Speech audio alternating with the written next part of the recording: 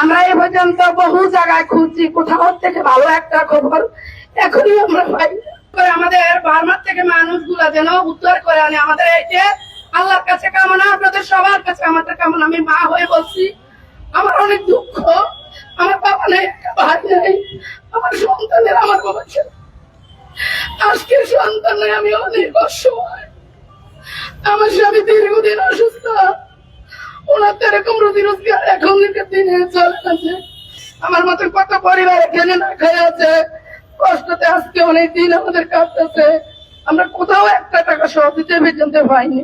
আমার ছোট ভাই মোশখালী মিজান, উনি রোজার ঈদের রমজানের ঈদের 3 দিন পর নাম নদী ওইখানে মাছ ধরতে যে আপনার জ্বর বাতাস ছিল ওদিন, ওই এরা বর্ডার ক্রস করার বিনিময় ওই মায়ানমার কোস্টগার্ড এদের নিয়ে গেছে। আমরা এম্বাসির মাধ্যমে কাগজ দিয়েছি, আমরা পররাষ্ট্র মন্ত্রণালয়ে কাগজ দিয়েছি, আমরা স্বরাষ্ট্র মন্ত্রণালয় দিয়েছি, আমাদের এমপি মিজান সাহেবের কাছেও দিয়েছি, যে বলতেছে ভাই আমাদের ছোটা পরিবার আমাদের বাঁচা। দরজা ধরতে ধরতে আজকে 3-4টা মাসে পড়ে গেছে, কিন্তু আমগো কোনো সারা শব্দ হয় নাই। কেন? আমরা কি অপরাধ করেছি?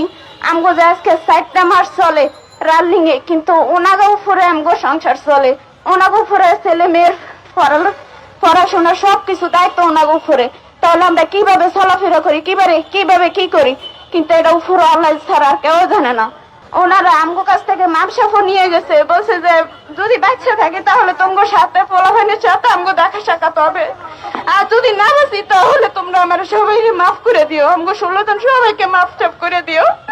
তাহলে স্বামীর মুখ থেকে এই কথা শোনার পরে বাড়িতে মরা করার মতো পড়ে গেছে। আমরা এত কি অপরাধ করলাম মাননীয় প্রধানমন্ত্রী? কেন আমগো কথা ছাড়া দেয় না? কেন আমগো কাছে আসে না?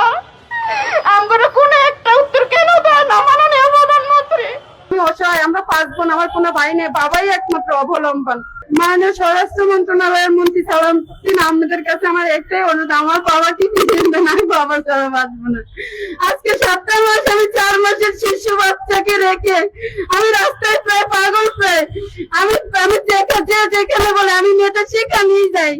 আমি কোথাও আমার বাবার সঠিক তথ্য এখনো পাই না, আমার বাবার সাথে আমি যোগাযোগ করতে পারি নাই।